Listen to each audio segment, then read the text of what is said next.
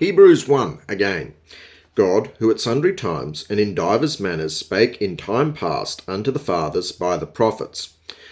Now this section does go on down to verse 4, but I wanted to just talk about this first bit. Now it starts off talking about God speaking by the prophets to humanity. But understand this, that prophets are not just oracles of the future. Often when we think of them, we're thinking, they understood what was going to come. But more practically, prophets were more somebody who teaches the truth of God. A modern prophet would be somebody teaching the truth of God. And sometimes God gives them inspiration for the future.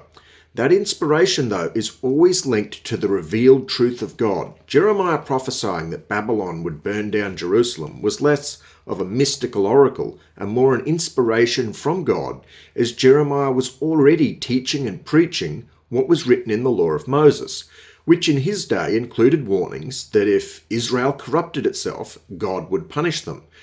Now, God gave him inspiration that Babylon would win, but Jeremiah was already teaching what God had already revealed to the people. Now, God may also, of course, expressly reveal his will and say directly, this is what I'm going to do. But far, far more often, it starts with the already revealed scripture. That's part of why when we see people out there prophesying, the very first thing we've got to really pay attention to is, are they teaching the scripture? Because if they're just teaching their own doctrine, their own prophecy, then they're not actually teaching God's will.